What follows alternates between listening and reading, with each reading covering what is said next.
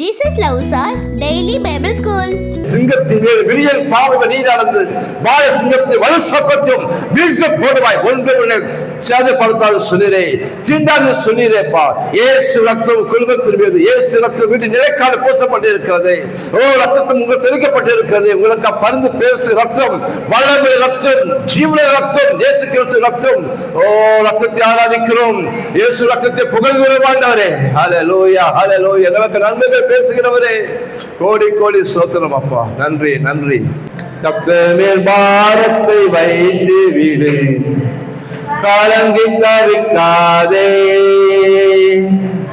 அவரே நம்மை ஆதரிப்பார், அதிசயம் செய்வார். கர்த்தர் மேல் பாரத்தை வைத்து விடு, கலங்கி தவிக்காதே. அவரே உன்னை ஆதரிப்பார், அதிசயம் செய்வார். கல்லாட விட மாட்டான், நித்தமும் காத்து நடத்திடுவார். நீதிமான கல்லாட விட மாட்டான், நித்தமும் காத்து நடத்திடுவார். கர்த்தர் மேல் பாரத்தை வைத்து விடு, கலங்கி தவிக்காதே. அவரே நம்மை ஆதரிப்பார், அதிசயம் செய்வார். இந்த தேவனால் கூடாத காரியம் ஒன்றுமில்லை. நீ விசுவாசித்தால் தேவனுடைய வல்லமையை பார்ப்பீங்க, அது மகிமையை பார்ப்பீங்க. நம்மை காக்கும் தேவன் உலக முதலே தூங்க முதலே சொல்லியிருக்கிறாரே. ஓ தேவனே ஸ்தோத்திரம். நம்மை காக்கும் தேவனவர், நமது நிழலாயிருக்கின்றவர். நம்மை காக்கும் தேவனவர், நமது நிழலாயிருக்கின்றவர். கர்த்தர் மேல் பாரத்தை வைத்து விடு, கலங்கி தவிக்காதே. ஆமென். அவரே உன்னை ஆதரிப்பார், அதிசயம் செய்வார். இன்றைக்கு அற்புதம் செய்கிறார், இன்றைக்கு அதிசயங்கள் செய்கிறார், இன்னைக்கும் வாழ்க்கை அற்புதம் செய்வார். இந்த வாழ்க்கை விடுதலையினால், சுகத்தினால் வாழ்க்கையில, இந்த நாள் சமாதானத்தினால், இந்த நாள் வாழ்க்கையில் ஆசீர்வாதத்தினால் நிறைவே காணப்போகிற நாள். கைவிட்டாலும் அவர் நம்மை அழைத்துக் கொள்வார். பகப்பன் தாயும் கைவிட்டாலும் அவர் நம்மை அழைத்துக் கொள்வார். கர்த்தர் மேல் பாரத்தை வைத்து விடு, கலங்கி தவிக்காதே. அவரே நம்மை ஆதரிப்பார், அதிசயம் செய்வார். அதிசயம் செய்யுங்க ஆண்டவரே. அப்பா ஒவ்வொரு வாழ்க்கையும் அற்புதம் செய்யுங்க, அதிசயம் செய்யுங்கப்பா. கர்த்தரை தேடுகளுக்கு ஒரு நன்மையும் குறைபாடாது சொன்னீங்களா ஆண்டவரே. உமக்கு ஸ்தோத்திரம்ப்பா. பிரதான ஆசாரியரே உமக்கு நன்றி. கர்த்தர் சார்பில் இருக்கும் போது நமக்கு எதிராக நிற்பவர் யார்? கர்த்தர் சார்பில் இருக்கும் போது நமக்கு எதிராக நிற்பவர் யார்? கர்த்தர் மேல் பாரத்தை வைத்து விடு, கலங்கி தவிக்காதே. அவரை உன்னை ஆதரிப்பார், அதிசயம் செய்வார். ஓ தேவனே, மறுத்து போனதுக்கு எல்லா காரியத்தையும், உழந்து போன எல்லா காரியத்தையும் அப்பா ஒவ்வொரு வாழ்க்கையிலும் என்னென்ன வளர்ந்து போயிருக்கோ, என்ன போட்டது மாதிரியே இருக்கும், அந்த காரியத்தெல்லாம் உயிர்ப்பீங்க ஆண்டவரே. வாழ்வை கர்த்தருக்கு ஒப்பு கொடுப்போம், அவர் எல்லாம் வாய்க்க செய்வார். வாழ்வை கர்த்தருக்கு ஒப்பு கொடுப்போம், அவர் எல்லாம் வாய்க்க செய்வார். கர்த்தர் மேல் பாரத்தை வைத்து விடு, கலங்கி தவிக்காதே. அவரே நம்மை ஆதரிப்பார், அதிசயம் செய்வார். ஓ தேவனே, மகிழ்கிறோம், பெருக்கிறோம், வாழாடிக்கிறோம். இதயத்தை வாங்கி நிறைவேற்றுகிற நல்ல தகப்பனே, நானே நல்ல மேய்ப்பன் சொன்னீரே ஆண்டவரே. உள்ளம் புறம மேய்க்கிற காலத்தில் சொன்னீரே. அவரில் மகிழ்ந்திருப்போம், இதயம் நிறைவேற்றுவார். என்றும் அவரில் மகிழ்ந்திருப்போம், இருதயம் இருப்போம், நிறைவேற்றுவார். கர்த்தர் மேல் வாரத்தை வைத்து விடு, கலங்கு தவிக்காதே. அவரை உன்னை ஆதரிப்பார், அதிசயம் செய்வார். அல்லேலூயா. கர்த்தர் மேல் பாரத்தை வைத்து விடு, கலங்கு தவிக்காதே. அவரே உன்னை ஆதரிப்பார், அதிசயம் செய்வார், அதிசயம் செய்வார். உன் வாழ்க்கையில் அதிசயம் செய்வார். ஆமென். கர்த்தரை துதிப்போமா? எல்லாரும் கரங்களை உயர்த்தி நன்றி உள்ள இருதயத்தோடு கர்த்தருக்கு ஸ்தோத்திரம் பண்ணுவோமா? ஹல்லேலூயா, ஹல்லேலூயா, ஹல்லேலூயா.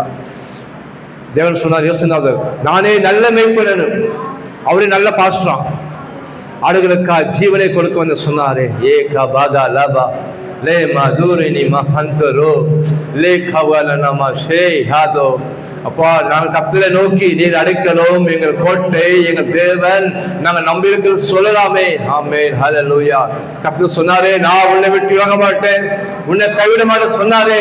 பிரியமான, அதனால் தைரியம் கொள்ளுங்கள், அதனால் தைரியம் நீங்கள் சொல்லுங்கள் விசுவாசமாக. நான் பயப்படேன், என் தேவன் என் சகாயர். இன்னைக்கு நீங்க வாழ்க்கையில் பார்க்கிற எந்த பிரச்சனை இருந்தாலும் சரி, கலங்காதீங்க, பயப்படாதீங்க. இந்த கர்த்தர் பெரியவர், உனக்கு தேவனோடு உடன்படிக்கை இருக்கு. இந்த பெரிய தேவனோடு சிறுவர்களால் உங்களுக்கு உடன்படிக்கை இருக்கு. தேவன் உங்களுக்கு உடன்படிக்கை செஞ்சிருக்கிறாரு. இன்னைக்கு வாழ்க்கையில கோலியாத்து போல பெருசா இருக்கலாம், எந்த சூழ்நிலை இருந்தாலும் கோலியாத்து போல பெருசா இருந்தாலும் அதை பார்த்து பயப்படாத. அவருக்கு உடன்படிக்கை இல்லை. இன்னைக்கு நீ பார்த்த எந்த பிரச்சனைக்கு தேவ உடன்படிக்கை கிடையாது. ஆனா உனக்கும் உடன்படிக்கை இருக்கு.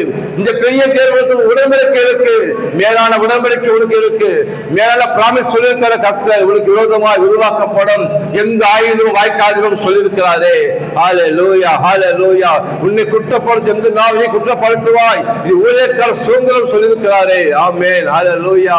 அதனால் பொல்லாப்புக்கு நேரிடாது வாதை கூடாரத்தை அதுதான் சொல்லியிருக்கிறாரே. அவர்களுடைய வேலையை கண்டிக்கும், பாலாக்கிற கொலை நோய்க்கும் தப்பிப்பேர் சொல்லியிருக்கிறாரே. சோதரர் 10ஆம் அதிகாரம். சகோதரரே, இஸ்ரவேலர் ரட்சிக்கப்பட வேண்டும் என்பதே என் இருதயத்தின் விருப்பமும் நான் தேவனை நோக்கி செய்யும் விண்ணப்பமுமாயிருக்கிறது. 2ஆம் வசனம். தேவனை பற்றி அவர்களுக்கு வைராகியம் உண்டென்று அவர்களை குறித்து சாட்சி சொல்லுகிறேன், ஆகிலும் அது அறிவுக்கேற்ற வைராகியம் அல்ல. 3ஆம் வசனம். எப்படியென்றால் அவர்கள் தேவ நீதியை அறியாமல் தங்கள் சுய நீதியை நிலைநிறுத்த தேடுகிறபடியால் தேவ நீதிக்கு கீழ்ப்படியாதிருக்கிறார்கள். 4ஆம் வசனம். விசுவாசிக்கிற எவனுக்கும் நீதி உண்டாகும்படியாக கிறிஸ்து நியாயப்பிரமாணத்தின் முடிவாயிருக்கிறார். 5ஆம் வசனம். மோசே நியாயப்பிரமாணத்தில் ஆகும் நீதியை குறித்து இவைகளை செய்கிற மனுஷன் இவைகளால் பிழைப்பான் என்று எழுதியிருக்கிறான். 6ஆம் வசனம். விசுவாசத்தினாலாகும் நீதியானது கிறிஸ்துவை இறங்கி வர பண்ணும்படி பரலோகத்துக்கு ஏறுகிறவன் யார்? 7ஆம் வசனம். அல்லது கிறிஸ்துவை மரித்தோரிலிருந்து ஏறி வர பண்ணும்படி பாதாளத்துக்கு இறங்குகிறவன் யார் என்று உன் உள்ளத்திலே சொல்லாதிருப்பாயாக என்று சொல்லுகிறதும் அன்றி. 8ஆம் வசனம். இந்த வார்த்தை உனக்கு சமீபமாய் உன் வாயிலும் உன் இருதயத்திலும் இருக்கிறது என்றும் சொல்லுகிறது. இந்த வார்த்தை நாங்கள் பிரசங்கிக்கிற விசுவாசத்தின் வார்த்தையே. 9ஆம் வசனம் என்னவென்றால், கர்த்தராகிய இயேசுவை நீ உன் வாயினாலே அறிக்கையிட்டு தேவன் அவரை மரித்தோரிலிருந்து எழுப்பினார் என்று உன் இருதயத்திலே விசுவாசித்தால் இரட்சிக்கப்படுவாய். 10ஆம் வசனம் நீதி உண்டாக இருதயத்திலே விசுவாசிக்கப்படும், இரட்சிப்புண்டாக வாயினாலே அறிக்கை பண்ணப்படும். 11ஆம் வசனம் அவரை விசுவாசிக்கிறவன் எவனோ அவன் வெட்கப்படுவதில்லை என்று வேதம் சொல்லுகிறது.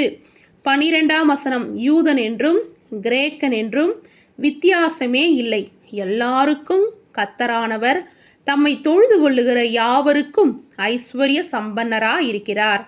13ஆம் வசனம் ஆதலால் கர்த்தருடைய நாமத்தை தொழுது கொள்ளுகிற எவனும் இரட்சிக்கப்படுவான். 14ஆம் வசனம் அவரை விசுவாசியாதவர்கள் எப்படி அவரை தொழுது கொள்வார்கள்? அவரை குறித்து கேள்விப்படாதவர்கள் எப்படி விசுவாசிப்பார்கள்? பிரசங்கிக்கிறவன் இல்லாவிட்டால் எப்படி கேள்விப்படுவார்கள்? 15ஆம் வசனம் அனுப்பப்படாவிட்டால் எப்படி பிரசங்கிப்பார்கள்? சமாதானத்தை கூறி நற்காரியங்களை சுவிசேஷமாய் அறிவிக்கிறவர்களுடைய பாதங்கள் எவ்வளவு அழகானவைகள் என்று எழுதியிருக்கிறதே. 16ஆம் வசனம் ஆனாலும் சுவிசேஷத்துக்கு எல்லோரும் கீழ்ப்படியவில்லை. அதை குறித்து ஏசையா, கர்த்தாவே எங்கள் மூலமாய் கேள்விப்பட்டதை விசுவாசித்தவன் யார் என்று சொல்லுகிறான். 17ஆம் வசனம் ஆதலால் விசுவாசம் கேள்வியினாலே வரும், கேள்வி தேவனுடைய வசனத்தினாலே வரும். 18ஆம் வசனம் இப்படி இருக்க அவர்கள் கேள்விப்படவில்லையா என்று கேட்கிறேன். கேள்விப்பட்டார்கள், அவைகளின் சத்தம் பூமியெங்கும், அவைகளின் வசனங்கள் பூச்சக்கரத்து கடைசி வரைக்கும் செல்லுகிறதே. 19ஆம் வசனம் இஸ்ரவேலர் அதை அறியவில்லையா என்று கேட்கிறேன்.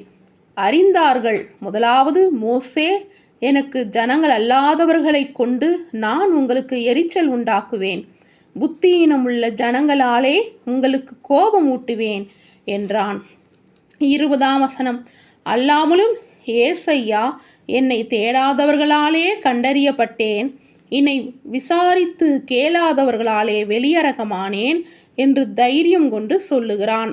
21ஆம் வசனம் இஸ்ரவேலரை குறித்தோ கீழ்ப்படியாதவர்களும் எதிர்த்து பேசுகிறவர்களுமாயிருக்கிற ஜனங்களிடத்திற்கு நாள் முழுவதும் என் கைகளை நீட்டினேன் என்று அவன் சொல்லி இருக்கிறான்.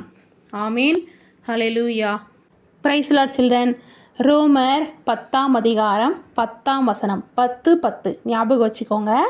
10ஆம் அதிகாரம் 10ஆம் வசனத்தில் என்ன எழுதியிருக்கிறது? நீதி உண்டாக இருதயத்திலே விசுவாசிக்கப்படும், இரட்சிப்புண்டாக வாயினாலே அறிக்கை பண்ணப்படும். இன்றைக்கும் உங்களை பார்த்து யாராவது கேட்குறாங்க, நீங்கள் ரட்சிக்கப்பட்டவங்களா அப்படின்னு கேட்கும் பொழுது திருன்னு முழிக்கக்கூடாது. உடனே சொல்லணும், ஆமாம் நான் ரட்சிக்கப்பட்ட பிள்ளை, கர்த்தருடைய பிள்ளைன்னு சொல்லணும். சரிங்களா? 8ஆம் வசனம் 9ஆம் வசனம் எழுதியிருக்கிறது, இந்த வார்த்தை உமக்கு சமீபமாய் உன் வாயிலும் உன் இருதயத்திலும் இருக்கிறது என்றும் சொல்லுகிறது. இந்த வார்த்தை நாங்கள் பிரசங்கிக்கிற விசுவாசத்தின் வார்த்தையே. என்னவென்றால், கர்த்தராகிய இயேசுவை நீ உன் வாயினாலே அறிக்கையிட்டு, எதில் அறிக்கையிடணுமா? வாயினாலே அறிக்கையிட்டு தேவன் அவரை மரித்தோரிலிருந்து எழுப்பினார் என்று உன் இருதயத்திலே விசுவாசித்தால் ரட்சிக்கப்படுவாய். பார்த்தீங்கன்னா ஏசப்பா தான் கர்த்தராகிய இயேசு கிறிஸ்து அப்படி நீங்கள் சொன்னாவே என்னாச்சு? உங்களுக்கு ரட்சிப்பு வந்துருச்சு. சரிங்களா? ஏசப்பா உங்களுக்காக பிறந்தார், ஏசப்பா உங்களுக்காக சிலுவையில் மரித்தார், ஏசப்பா உங்களுக்காக 3ஆம் நாள் உயிரோடு எழுந்தார். இன்றைக்கும் ஏசப்பா பிதாவுடைய வலது பரிசத்தில் உங்களுக்காக வேண்டுதல் செய்கிறார். இது நீங்கள் நம்புறீங்கன்னா உங்களுக்கு ரட்சிப்பு வந்துருச்சு. நீங்கள் நீதி உண்டாக இருதயத்திலே விசுவாசிக்கப்படும், ரட்சிப்பு உண்டாக வாயிலே அறிக்கை பண்ணப்படும்.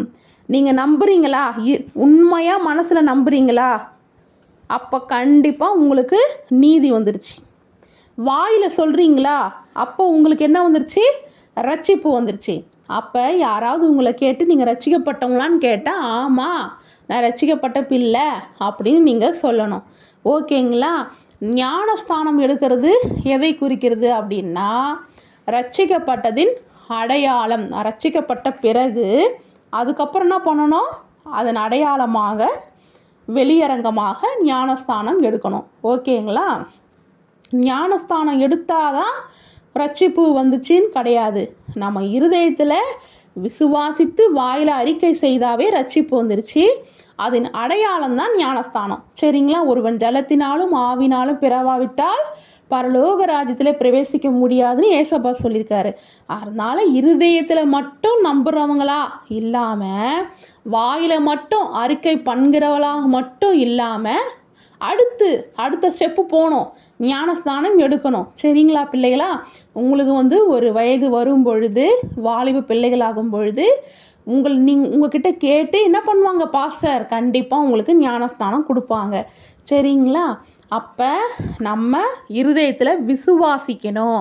யாராவது உங்கள் ஃப்ரெண்டுங்க யாராவது கேட்குறாங்க, அவங்க ஏதோ ஒரு பிரச்சனையை சொல்கிறாங்கன்னு வச்சுக்கோங்களேன்.